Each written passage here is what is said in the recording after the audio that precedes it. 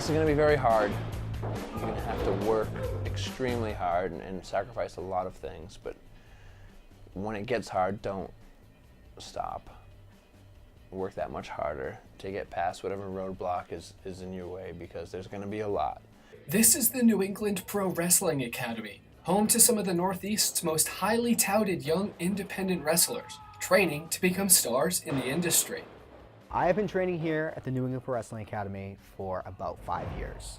I started when I was 18 years old in 2012, a few days after my senior year of amateur wrestling. That season ended. A few days afterwards, I walked into here, and I've been training since. I got into professional wrestling. I started watching when I was 7 years old, so 7 years old. I mean, I always wanted to be a professional wrestler. I was told my parents, and of course, when you're a kid, they're like, that's really cute, that's awesome. But definitely as I've started training here and they've met the people behind these characters and finally met people, it's really shown them that these are real human beings, that these are great people. I started when I was 17, my senior year of high school, and I'm now 20 years old, and I go to Emerson College right down the street. Picked that college so I could continue my training here. Located in North Andover, Massachusetts, the New England Pro Wrestling Academy has helped produce countless professional wrestling stars, including current WWE superstars Kofi Kingston, Sasha Banks, and Tommaso Ciampa. Current students at the Academy hope to one day reach the same heights of their alumni. 2-year veteran Darlie Decimo recently attended a WWE tryout at their Performance Center in Orlando. In one of the matches, I hit him with an elbow, and I look to my left, and I just see Shawn Michaels. And Shawn Michaels is just staring. He's just watching every move, and I'm thinking to myself, like, it would have felt like everything just stopped. And I'm like, holy crap, like, Shawn Michaels is watching me perform in the ring. And it was just that alone, crazy experience. Having that tryout has put things into perspective for me. And the reason why I say that is because I had the chance to pick a couple of their minds, pick a couple of their brains down there. And I spoke to William Regal and just basically things that they like to see. And he really broke it down for me. And he was just like, you know what, like, go out there, go on the independents. And if there's not an opportunity here right now, give us a reason why we should hire you down the line. And that put things into perspective for me. And when I heard that, it put me in another mindset, even coming here. And just basically like owning your craft. And like everything that you do, make sure that there's a meaning behind it. And believing in your abilities. Because if you don't believe in it, who else is going to believe in it? Not all WWE dreams come quickly or easily, however. 23-year-old and former contestant on Fox's American Grit reality show, Cam Zagami, sees the time and dedication required to succeeding in professional wrestling. The more you get into wrestling, the more you see how much sacrifice and dedication it takes to get to the big leagues. I think a lot of people say that they want to be in WWE, but I don't think a lot of people realize the dedication and the hard work and sacrifice that those men and women put in every week, almost every single day, being on the road for 300 days a year. And you have to realize that that's something that's a big sacrifice to do. You have to sacrifice a lot of the things you take for granted right now in order to pursue your dream, if you want to say. For head trainer and owner of the New England Pro Wrestling Academy, Brian Fury, it became a passion to give students the tools they need to reach their goals. After a certain period of time of being in the business, it wasn't all about just making it myself.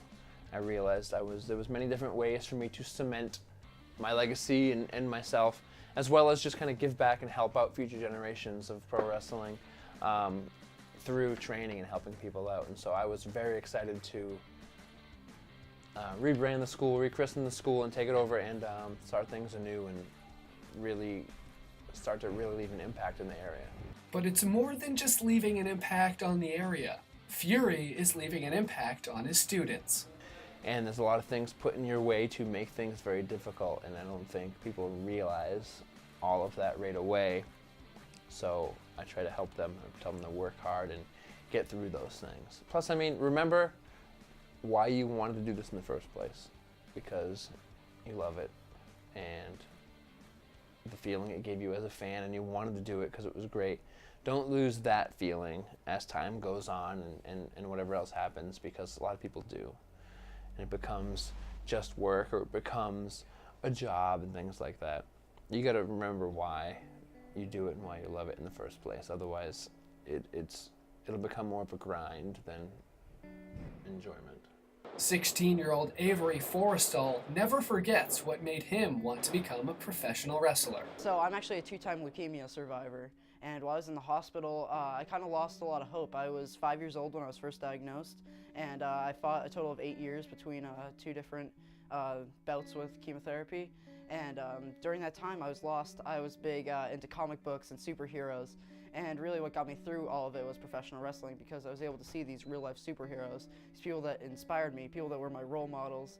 And I just wanted to kind of bring the same kind of change into the world, try to impact as many people as those people have impacted, and try to impact people like they have for me. And I just want to be people's heroes. And as much as this is for me, and as much as I love professional wrestling, this is also for everybody else who's going through tough times and needs a little bit of extra motivation. I hope I can do that for them. It was a way to keep your mind off of everything. It was a way when your body was down, when I was bedridden, when I was really low mentally, emotionally, physically. It gave me something to live vicariously through, and people to call my role models and my heroes, and to try to cheer them on. For that brief moment, every professional wrestler will tell you, once you're in that ring, everything goes away. And the same thing happens when you're a fan. You can only focus on them, and it just kind of takes everything out of the picture, if that makes sense. Now Avery is focusing his efforts to being a professional wrestler that can influence others. Since then, I've just been trying to keep everything in focus, like I said, try to keep fighting for all these people, trying to make an impact, whether it's being a general manager like I am for Chaotic Wrestling right now, whether it's winning my first Battle Royal, whether it's just brightening up a kid's day or brightening up a person's day and showing them that they can keep fighting. That's all I'm ever going to be here for, and that's what I love doing. And other trainees like Avery remember what made them want to become professional wrestlers in the first place, to leave an impact in and outside of the squared circle. You know, it took me a while to act confident in the ring and finding out who I was. I started when I was 18.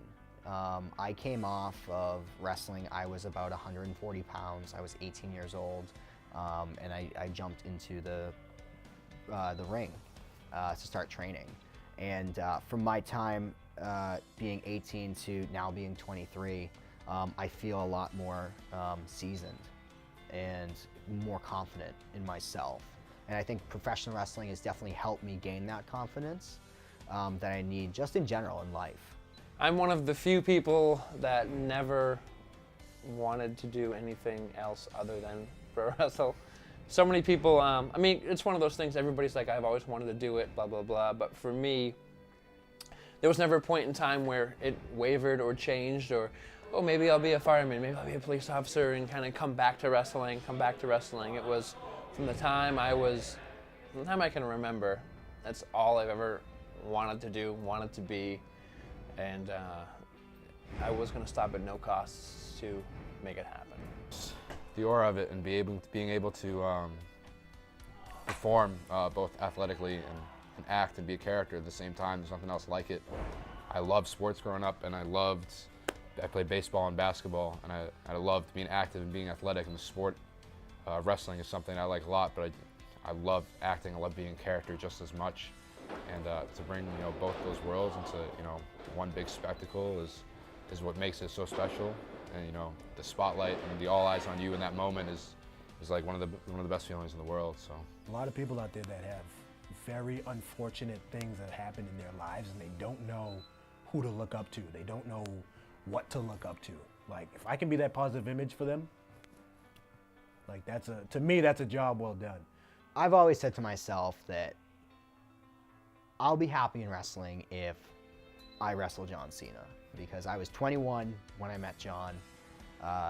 We were on, I was on his reality show. Kind of gave me the pat in the back and was like, see you down the road.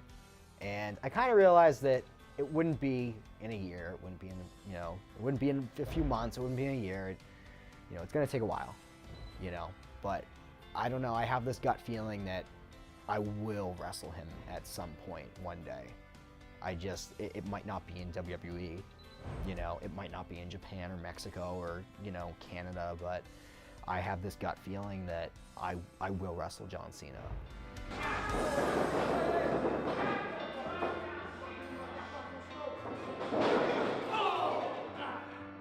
Getting this?